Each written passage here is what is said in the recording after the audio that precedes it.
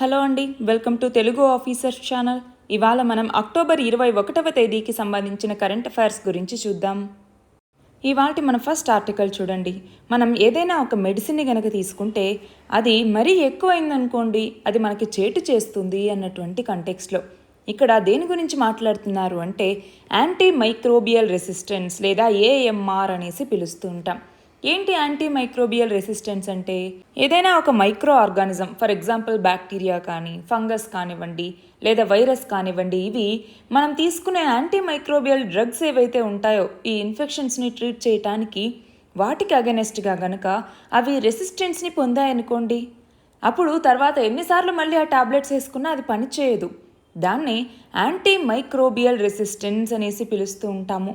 అయితే WHO world health organisation ఏమంటోంది, ఈ anti microbial resistance అన్నటువంటిది ఇప్పుడు టాప్ 10 ఏవైతే గ్లోబల్ థ్రెట్స్ ఉన్నాయో అందులో ఈ యాంటీ మైక్రోబియల్ రెసిస్టెన్స్ అన్నటువంటిది కూడా ఒకటి అన్నట్టుగా చెప్తుంది. అయితే ఏ మైక్రో ఆర్గానిజమ్స్ అయితే అంటే బ్యాక్టీరియా కానీ ఫంగస్ కానీ వైరస్ కానీ ఏవైతే గనక ఈ యాంటీ మైక్రోబియల్ రెసిస్టెన్స్ని డెవలప్ చేసుకుంటాయో వాటినే మనము ఏమని పిలుస్తాము, సూపర్ బగ్స్ అనేసి పిలుస్తూ ఉంటాం. ఏంటి సూపర్ బగ్స్ అనేసి. అయితే మనకి Indian council of medical research ఉంది, ICMR అనేసి. ఇది కోవిడ్ టైంలో వచ్చినటువంటి మరణాలు ఏవైతే ఉన్నాయో అవి ఎక్కువగా ఈ డ్రగ్ రెసిస్టెంట్ ఇన్ఫెక్షన్స్ వల్లే దాదాపు 50-60% మంది చనిపోయారు అన్నట్టుగా ఇది కనుక్కుంది. అయితే ఇక్కడ మనం గమనించాల్సింది ఏంటి, యాంటీ మైక్రోబియల్ రెసిస్టెన్స్కి సంబంధించి అసలు కన్సర్న్స్ ఏంటి, ఇది స్ప్రెడ్ అవ్వటానికి గల రీజన్స్ ఏంటి, అయితే మన ఇండియాలో దీని యొక్క సినారియో ఎలా ఉంది, ఇది మనకి తెలియాలి. ముందు ఇక్కడ చూడండి, యాంటీ మైక్రోబియల్స్, ఇందులో యాంటీబయాటిక్స్ అంటే యాంటీ బ్యాక్టీరియల్స్ అంటాం, అలాగే anti virals, anti parasites, anti fungals అనేసి ఇలా వివిధ రకాలుగా ఉంటాయి. మరి ఈ యాంటీ మైక్రోబియల్ రెసిస్టెన్స్కి సంబంధించి ఉండేటటువంటి కన్సర్న్స్ ఏంటి గుర్తుపెట్టుకోవాలి. ఏమేం కన్సర్న్స్ ఉన్నాయి, ఒకటి లైఫ్ థ్రెటనింగ్ కండిషన్స్ కూడా రావచ్చు. అంటే ఏంటి, మనం యాంటీబయాటిక్స్ కానీ యాంటీవైరల్స్ కానీ ఇవన్నీ తీసుకున్నా కూడా ఆ ట్రీట్మెంట్ అనేది పనిచేయదు. సో ఆ టైంలో అది మనకి లైఫ్ థ్రెటన్ కూడా అవ్వచ్చు. ఇది ఒకటి దీనివల్ల ఉండేటటువంటి కన్సర్న్. రెండవది ఏంటి అంటే ఇప్పుడు మనం చూస్తే చాలా వరకు మెడికల్ అడ్వాన్సెస్ ఏవైతే జరుగుతూ ఉన్నాయో వాటిని ఇది రెడ్యూస్ చేస్తుంది. ఎందుకని, మనము ఫర్ ఎగ్జాంపుల్ ఒక వ్యాధికి సంబంధించి యాంటీ బ్యాక్టీరియల్ ఔషధాన్ని ఇచ్చామనుకోండి, అయితే దాని తర్వాత కాలంలో కూడా దాన్ని వాడుతూ వస్తారు ఆ వ్యాధికి సంబంధించి. కానీ ఒకసారి ఆ బ్యాక్టీరియా అన్నటువంటిది ఈ యాంటీ మైక్రోబియల్ రెసిస్టెన్స్ని పొందింది అంటే అప్పుడు అది పనిచేయదు. అంటే ఏంటి, ఆల్రెడీ ఉన్నటువంటి మెడిసిన్ని అడ్వాన్స్ చేస్తూ వేరే మెడిసిన్స్ని తీసుకొస్తూ ఉంటారు, కానీ ఇప్పుడు దానికి పనిచేయదు. సో మళ్ళీ కొత్త మెడిసిన్ని కనుక్కోవాల్సి వస్తుంది.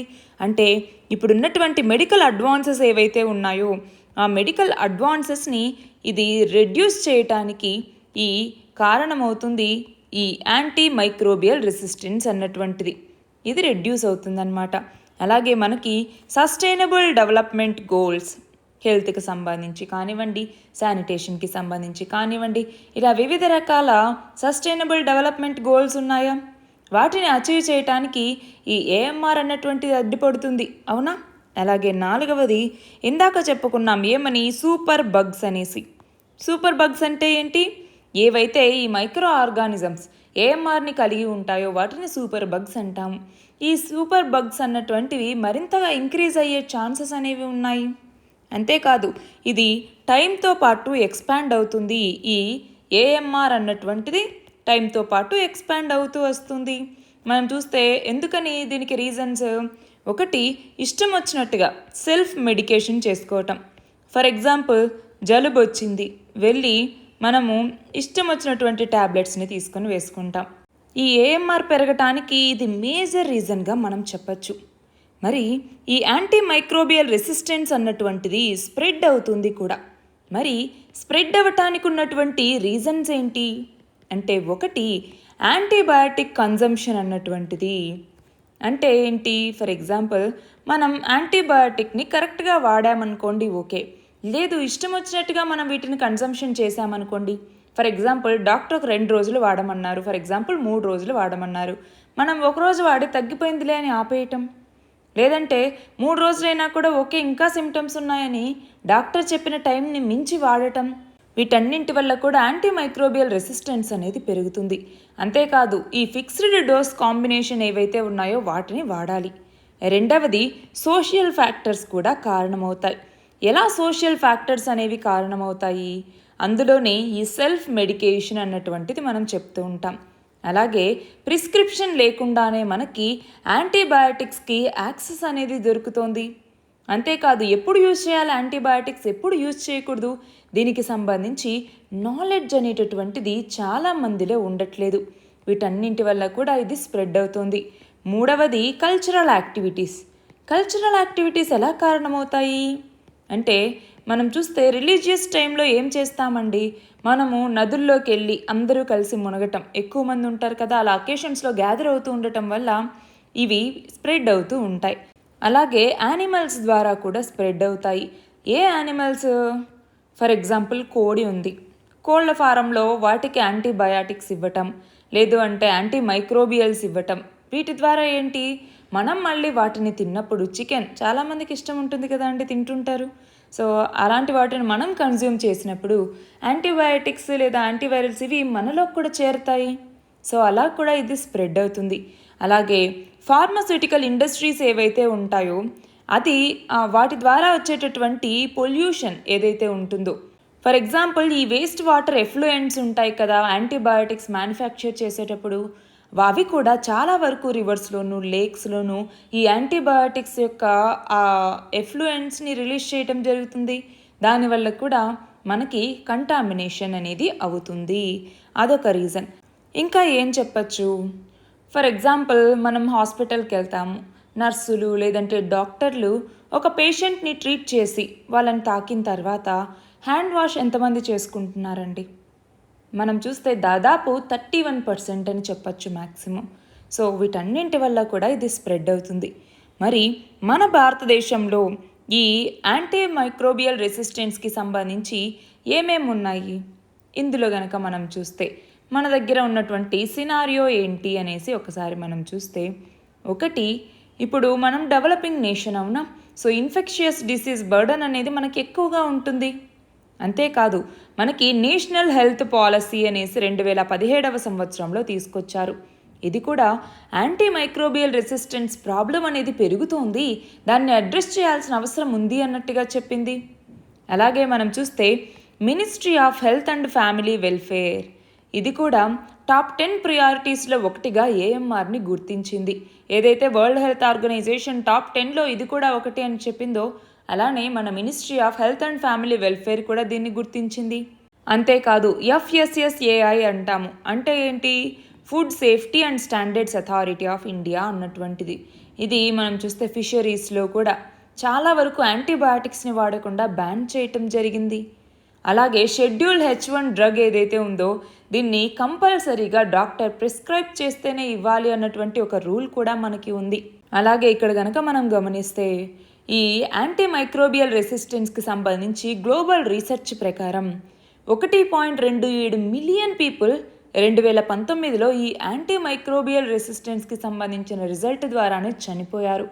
అంటే ఇక్కడ మనం గమనిస్తే HIV, ఎయిడ్స్ లేదంటే మలేరియా వీటికి సంబంధించి వచ్చేటటువంటి మరణాల కన్నా ఎక్కువగా ఈ యాంటీమైక్రోబియల్ రెసిస్టెన్స్ వల్ల కలిగేటటువంటి మరణాలే ఎక్కువ.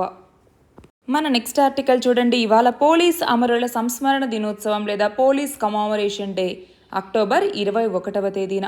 ఇక్కడ ఏంటి అంటే 1959వ సంవత్సరంలో అక్టోబర్ 21వ తేదీన ఏం జరిగింది అంటే మన భారత భూభాగంలో లదాఖ్లో హాట్ స్ప్రింగ్స్ దగ్గర 10 మంది పోలీసుల్ని చైనా సైన్యం మెరుపు దాడి చేసి చంపేయటం జరిగింది. మరి ఆ నేపథ్యంలో వచ్చినటువంటిదే పోలీస్ అమరుల సంస్మరణ దినోత్సవం అన్నటువంటిది. గుర్తుపెట్టుకోవాలి, 1959వ సంవత్సరంలో పోలీస్ మార్టైర్స్ డే లేదా పోలీస్ కమామరేషన్ డే అనేసి పిలుస్తూ ఉంటాం. అయితే 1960వ సంవత్సరంలో దీని తర్వాత 1960వ సంవత్సరంలో ఒక రెజల్యూషన్ని పాస్ చేయటం జరిగింది.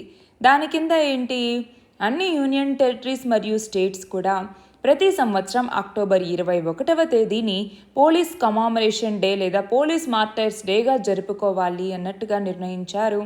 అలా 1960వ సంవత్సరం అక్టోబర్ 21వ తేదీన మొదటిసారిగా ఈ పోలీస్ కమామరేషన్ డేని జరిపారనమాట.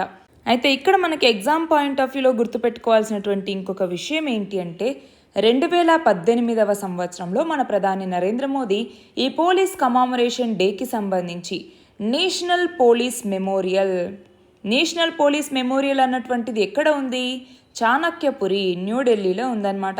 దీన్ని జాతికి అంకితం చేయటం జరిగింది. అంతేకాదు అక్కడ ఒక సెంట్రల్ స్కల్ప్చర్ కూడా ఉంటుంది. దాన్నే వాల్ ఆఫ్ వాలోర్ అనేసి పిలుస్తూ ఉంటాం. అలాగే ఒక మ్యూజియం కూడా అక్కడ ఉంది. మన నెక్స్ట్ ఆర్టికల్ చూడండి. రష్యా ఉక్రెయిన్ యుద్ధం మొదలై 600 రోజులు దాటిపోయింది. అవునా? అది ఒకవైపు కొనసాగుతూ ఉంటే ఇప్పుడు మళ్ళీ ఇజ్రాయెల్ పాలస్తీనా యుద్ధం. మరి వీటి నేపథ్యంలో మనం చూస్తే ఒకవైపు ఇజ్రాయెల్తో మనకి మంచి సంబంధాలు అనేవి ఉన్నాయి. అంతేకాదు ఇంకొక వైపు అరబ్ దేశాలకి మన భారతదేశం దగ్గరవుతూ ఉంది. అయితే ఇప్పుడు ఈ యుద్ధం వల్ల ఆ దేశాలతో స్నేహ సంబంధం అనేది దెబ్బతినకుండా మన భారతదేశం పరిరక్షించుకోవాల్సినటువంటి అవసరం అనేది ఉంది. ఎందుకంటే మనం ఎక్కువగా చమురును దిగుమతి చేసుకునేటటువంటిది అరబ్ దేశాల నుంచే. ఇంతకుముందు ఈ రష్యా ఉక్రెయిన్ యుద్ధ నేపథ్యంలో రష్యా నుంచి ఎక్కువగా మనము ముడి చమురును దిగుమతి చేసుకున్నాం. కానీ అది ఇప్పుడు తగ్గుతూ వచ్చింది. సో ఆ నేపథ్యంలో ఈ యొక్క అరబ్ దేశాలకి మనం దూరం అవ్వకుండా మన ముడి చమురు మీద ఎఫెక్ట్ అనేది పడకుండా చూసుకోవాలి అన్నట్టుగా ఈ ఆర్టికల్. అలాగే ఇక్కడ చూడండి, ఇజ్రాయెల్ హమాస్ యుద్ధ నేపథ్యంలో అమెరికా ఇజ్రాయెల్కి చెందినటువంటి పౌరులకి ఒక సౌకర్యాన్ని కల్పించింది. అది ఏంటి అంటే ఇజ్రాయెలీ పౌరులు ఎలాంటి వీసా లేకుండానే 90 రోజుల పాటు అమెరికాని సందర్శించేలాగా ఒక వీలుని కల్పించింది అమెరికా. అయితే దానికి ముందు చూడండి 40 ఐరోపా ఆసియా దేశాలకి ఈ వెసులుబాటునిస్తే ఇప్పుడు నుంచి ఇజ్రాయెలీకి కూడా దీన్ని ఇస్తాము అన్నట్టుగా అమెరికా ప్రకటించింది. మన నెక్స్ట్ ఆర్టికల్ చూడండి. భారత్ కెనడాకి మధ్య సంబంధాల గురించి మనం చూస్తే హర్దీప్ సింగ్ నిజ్జర్ కేసులో భారత ప్రమేయం ఉంది అనేసి కెనడా ప్రధాని ఆరోపించటం, దాని తర్వాత వీసాల్ని రద్దు చేయటం కానివ్వండి, మన దౌత్యవేత్తని బహిష్కరించటం, దాని తర్వాత మనం మీ దౌత్య సిబ్బందిని వెనక్కి తీసుకోమని చెప్పటం. ఆ నేపథ్యంలో చూడండి కెనడా భారతదేశం నుంచి 41 మంది దౌత్య సిబ్బందిని వెనక్కి పిలిపించింది. మరి ఈ నేపథ్యంలో మన భారతదేశంలో ఉండేటటువంటి కాన్సులేట్లలో అన్ని వ్యక్తిగత సేవల్ని కూడా తాత్కాలికంగా ఆపేసింది కెనడా. ఆ నేపథ్యంలో 17,000 వీసా దరఖాస్తుల మీద దీని ప్రభావం అనేది ఉండబోతోంది అన్నట్టుగా ఇక్కడ ఇవ్వటం జరిగింది. అలాగే చూడండి ఇండియా కెనడాకి సంబంధించి మనం చూస్తే టోటల్ FDIకి సంబంధించి కెనడా కేవలం 1% లోపే దీని యొక్క వాటా అనేది ఉంది. అలాగే కెనడా మనం చూస్తే ఇండియన్స్లో దాదాపు 5.26% జనాభాని కలిగి ఉంది. అంతేకాదు మన భారతదేశం నుంచి అబ్రాడ్ వెళ్ళేటటువంటి స్టూడెంట్స్ ప్రతి 7 మందిలో ఒకరు కెనడాకే వెళ్తూ ఉన్నారు. అలాగే 2021లో మన దేశానికి వచ్చినటువంటి టూరిస్ట్ సంఖ్యలో కెనడా 4వ స్థానంలో ఉంది. అలాగే మన రెండు దేశాల మధ్య బైలేటరల్ ట్రేడ్ అనేటటువంటిది చాలా తక్కువగానే ఉంది మనం గమనిస్తే. మన నెక్స్ట్ ఆర్టికల్ చూడండి. మాన్యువల్ స్కావెంజర్స్ అంటే మురుగు కాలువలు శుభ్రం చేస్తూ ఉండేటటువంటి కార్మికులు ఎవరైతే ఉంటారో వాళ్ళు చాలామంది చనిపోతున్నారన్నటువంటి నేపథ్యంలో సుప్రీంకోర్టు ఒక తీర్పిచ్చింది. ఏమని? ఇలాంటి ఘటనల్లో బాధిత కుటుంబాలకి సంబంధించి ఒకవేళ ఎవరైనా వైకల్యానికి గురైతే వాళ్ళకి 10 లక్షలు ఇవ్వాలి, లేదు మరీ ఎక్కువగా శాశ్వత వైకల్యానికి గురైతే వాళ్ళకి 20 లక్షలు ఇవ్వాలి, లేదు వాళ్ళు ఇలాంటి ఘటనల్లో చనిపోయారంటే వాళ్ళకి 30 లక్షల రూపాయలు ఇవ్వాలి అన్నట్టుగా సుప్రీంకోర్టు అన్నటువంటిది ఆదేశించింది. చూడండి, బాధిత కుటుంబాలకి 30 లక్షల రూపాయల చొప్పున పరిహారం ఇవ్వాలి అన్నట్టుగా. చూడండి, మాన్యువల్ స్కావెంజింగ్కి సంబంధించి చాలామంది చనిపోతున్నారన్నట్టుగా ఒక ప్రజా ప్రయోజన వాద్యం లేదా PIL అంటాం, పబ్లిక్ ఇంట్రెస్ట్ లిటిగేషన్ అన్నటువంటిది దాఖలైంది. ఆ నేపథ్యంలోనే సుప్రీంకోర్టు తీర్పిచ్చింది. చూడండి, మొత్తం 14 సూచనలు చేసింది. మాన్యువల్ స్కావెంజర్గా పనిచేస్తూ శాశ్వత వైకల్యానికి గురైతే 20 లక్షలు, అలాగే వైకల్యానికి గురైతే 10 లక్షల రూపాయల చొప్పున ఇవ్వాలి అన్నట్టుగా చెప్పింది.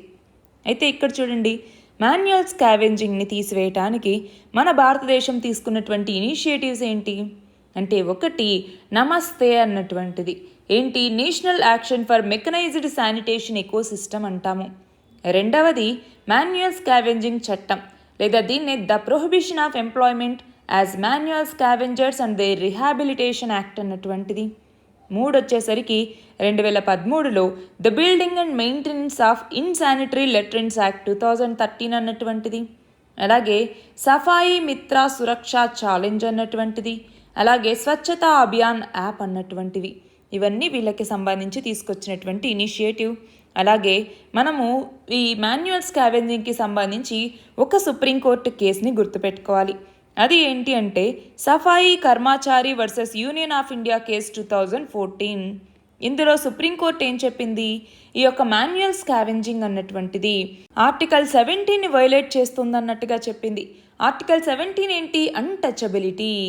మనం చూస్తే ఏ ఫామ్లో ఉన్నా కూడా అన్టచబిలిటీని ప్రివెంట్ చేయాలి అన్నటువంటిది, అబాలిష్ చేయాలి అన్నటువంటిది ఈ ఆర్టికల్ 17. కానీ ఈ సఫాయి కర్మచారీస్ లేదా ఈ మాన్యువల్ స్కావెంజర్స్ ఎవరైతే ఉన్నారో వీళ్ళని ఇప్పటికీ కూడా అన్టచబుల్స్గా చూస్తూ ఉన్నాం. మనం చూస్తే వీళ్ళకి వేరే స్కిల్స్ని ఇచ్చి వేరే రంగాల్లోకి తీసుకెళ్ళటానికి కూడా క్యాస్ట్ బేస్డ్ డిస్క్రిమినేషన్ అనేటటువంటిది ఇప్పటికీ ఉంది. మనం గమనించాల్సినటువంటి విషయం ఇది. మన నెక్స్ట్ ఆర్టికల్ చూడండి.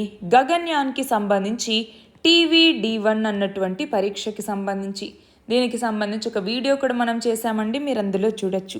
అయితే ఇక్కడ ఏంటి, టెస్ట్ వెహికల్ అబార్ట్ మిషన్ అని కూడా పిలుస్తూ ఉంటాం. అంటే దీని ద్వారా ఏంటి, మనం గగన్యాన్ ద్వారా వ్యోమగాముల్ని స్పేస్లోకి పంపించాలని లక్ష్యంగా పెట్టుకున్నాం, అవునా? అయితే వ్యోమగాములు సేఫ్గా వెళ్ళి రాగలరా, దానికి సంబంధించి ఇది ఎలా ఉంటుంది అన్నట్టుగా పరీక్షించటం కోసం ఇప్పుడు మానవరహిత ప్రయోగాన్ని చేస్తూ ఉన్నారు. మనం ఇందులో 3 ప్రయోగాలు చేస్తాం.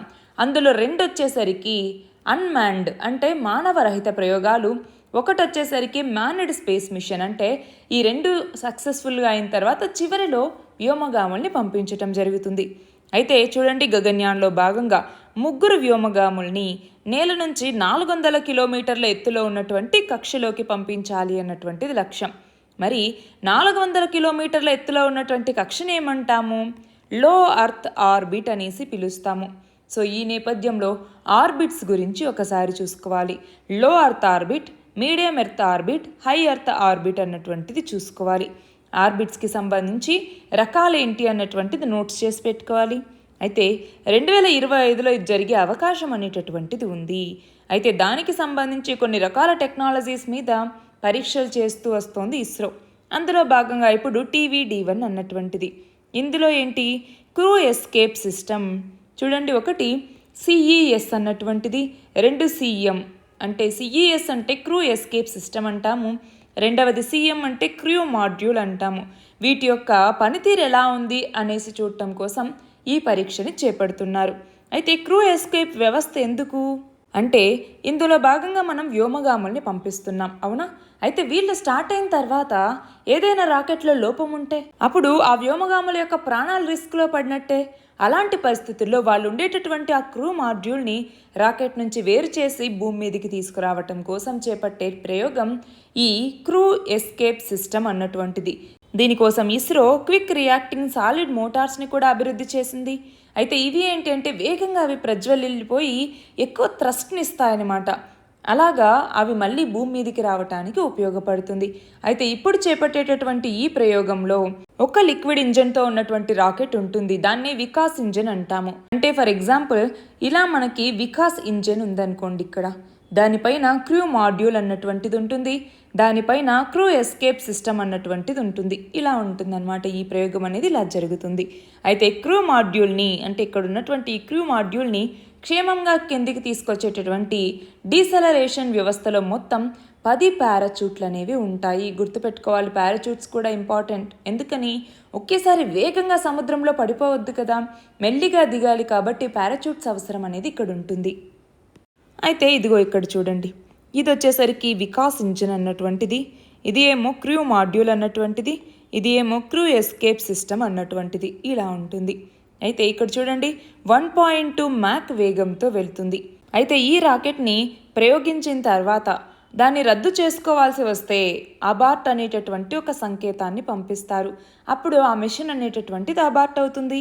అప్పుడు రాకెట్ పైభాగంలో ఉండేటటువంటి క్రూ ఎస్కేప్ వ్యవస్థ అన్నటువంటి దీని నుంచి బయటకు వస్తుంది. బయటకు వచ్చే పారాచూట్స్ సహాయంతో దాదాపు ఈ ప్రయోగం చేసినటువంటి చోటు నుంచి 10 కిలోమీటర్లలో పడిపోతుంది. దాని తర్వాత ఈ క్రూ ఎస్కేప్ సిస్టమ్ అన్నటువంటిది ఇందులోంచి బయటకు వస్తుంది. అది దాదాపు 14 నుంచి 17 కిలోమీటర్ల దూరంలో సముద్రంలో పడుతుందన్నమాట. మన నెక్స్ట్ ఆర్టికల్ చూడండి. ఆర్బీఐకి సంబంధించి మానిటరీ పాలసీ కమిటీ ఎంపీసీ అన్నటువంటిది ఉంటుంది, అవునా? అయితే ఈ మానిటరీ పాలసీ కమిటీ అన్నటువంటిది కీలకమైనటువంటి రేట్లను నిర్ణయిస్తుంది. అయితే ఇప్పుడు ఎక్కువ ద్రవ్యోల్బణం ఉన్నటువంటి నేపథ్యంలో రెపో రేట్ని రీసెంట్గా 250 బేసిస్ పాయింట్స్ ఆర్బీఐ పెంచింది.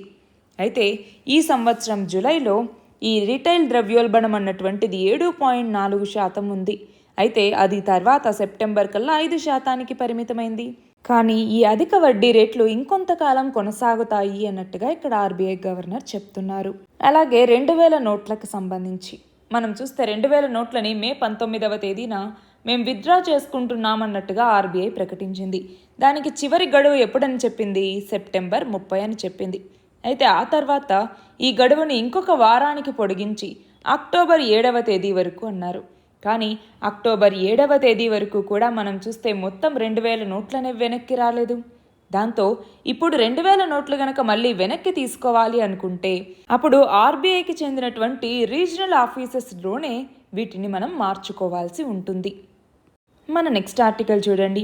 వైఎస్ఆర్ జగనన్న శాశ్వత భూ హక్కు మరియు భూ రక్ష పథకం అన్నటువంటిది. ఇది ఏంటి అంటే భూముల రీసర్వేకి సంబంధించింది. డ్రోన్తో ఇక్కడ సర్వేని చేపడతారనమాట. అయితే దీని కింద ఇప్పటి వరకు 97% ఈ డ్రోన్ సర్వే అన్నటువంటిది పూర్తయింది. దీని కింద 13,075 గ్రామాల్లో 1.75 కోట్ల ఎకరాలని కొలిచారు. ఇంకా 3 జిల్లాల్లో 385 గ్రామాల్లో మాత్రమే ఈ సర్వే అనేటటువంటిది మిగిలింది. ఈ నెలాఖరికల్లా ఇది పూర్తవుతుంది. మొత్తం పూర్తయితే 1.8 కోట్ల ఎకరాలని కొలిచినటువంటి రికార్డు ఏపీ రాష్ట్రానికి వస్తుంది అన్నట్టుగా ఈ ఆర్టికల్. అయితే దానికి సంబంధించి ఇక్కడ చూడండి, అత్యాధునిక సాంకేతికతని వాడుతూ ఉన్నారు. భూరక్ష అంటే ఏంటి? ప్రతి భూ కమతానికి కూడా భూరక్షకి సంబంధించిన హద్దు రాళ్ళని పెడతారు.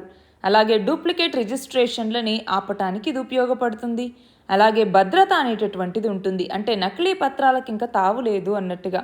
అలాగే శాశ్వత భూ హక్కు పత్రాలని జారీ చేస్తారు. అంతేకాదు గ్రామాల దగ్గరికే వెళ్ళి సర్వే చేయటం జరుగుతుంది. ప్రతి సర్వేకి సంబంధించి పారదర్శకత అనేటటువంటిది ఉంటుంది అన్నట్టుగా ఇక్కడ చెప్తున్నారు. మన నెక్స్ట్ ఆర్టికల్ చూడండి. సోలార్ పీవీ మాడ్యూల్స్కి సంబంధించి మనం ఎవరైనా కనుక సోలార్ పవర్ని యూజ్ చేయాలనుకుంటే అప్పుడు మనం సోలార్ పీవీ మాడ్యూల్స్ని కొనుగోలు చేయాల్సి ఉంటుంది. అయితే ఇప్పుడు మనం ఇంట్లో ఏసీ కానివ్వండి, లేదంటే ఫర్ ఎగ్జాంపుల్ రెఫ్రిజిరేటర్ కానివ్వండి, వాషింగ్ మిషన్ కానివ్వండి, ఇలా ఏది వాడినా దానికి స్టార్ రేటింగ్ అనేది ఉంటుంది, అవునా? 3 స్టార్, 4 స్టార్, 5 స్టార్, 1 స్టార్ అనేసి. అలా వాటి తరహాలోనే ఈ సోలార్ పీవీ మాడ్యూల్స్కి కూడా త్వరలో స్టార్ రేటింగ్ని తీసుకొచ్చేటటువంటి అవకాశం ఉంది అన్నట్టుగా ఇక్కడ new and renewable energy minister చెప్తూ ఉన్నారు. అయితే దీని కింద ఏంటి? సోలార్ ప్యానెల్స్కి సంబంధించి తయారీదారులు ఎవరైతే ఉంటారో వాళ్ళు ఈ పథకం కింద రిజిస్టర్ చేసుకోవాల్సి ఉంటుంది వాళ్ళ యొక్క ఉత్పత్తుల్ని. అయితే 2024 జనవరి నుంచి 2025 డిసెంబర్ వరకు ఈ పీవీ మాడ్యూళ్ళకి స్టార్ లేబలింగ్ పథకాన్ని bureau of energy efficiency BEE అన్నటువంటిది అందిస్తుంది. నెక్స్ట్ చూడండి. మోర్గాన్ స్టాన్లీ అన్నటువంటిది భారత్ రేటింగ్ని పెంచింది. ఇందులో భాగంగా ఏం చెప్పింది?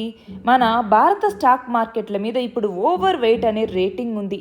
దాన్ని స్టాండౌట్ ఓవర్ వెయిట్ అన్నటువంటి దానికి సవరిస్తూ ఉన్నారు. ఎందుకని అంటే మన దేశ పెట్టుబడులతో పాటు విదేశీ ప్రత్యక్ష పెట్టుబడులు అంటే ఫారిన్ డైరెక్ట్ ఇన్వెస్ట్మెంట్, అలాగే ఫారిన్ పోర్ట్ఫోలియో ఇన్వెస్ట్మెంట్స్ ఇవన్నింటినీ కూడా మన భారతదేశం ఆకర్షించగలుగుతుంది. ఆ నేపథ్యంలోనే ఓవర్ వెయిట్ రేటింగ్ని స్టాండౌట్ ఓవర్ వెయిట్కి సవరిస్తున్నాము అన్నట్టుగా మోర్గాన్ స్టాన్లీ చెప్తోంది. అంతేకాదు అంతర్జాతీయ ఈక్విటీ పెట్టుబడుల స్కోరుకు సంబంధించి మన భారతదేశం 68 స్కోర్తో మొదటి స్థానంలో ఉంది. తర్వాత సింగపూర్, ఆ తర్వాత గ్రీస్, ఆ తర్వాత మెక్సికో, ఆ తర్వాత పోలాండ్ టాప్ 5 మార్కెట్స్గా ఉన్నాయి. వాటికి రీజన్స్ ఏంటి? ద్రవ్యోల్బణ ఆందోళన అనేవి తగ్గుతూ ఉన్నాయి, వాణిజ్యం అనేది పెరుగుతూ ఉంది.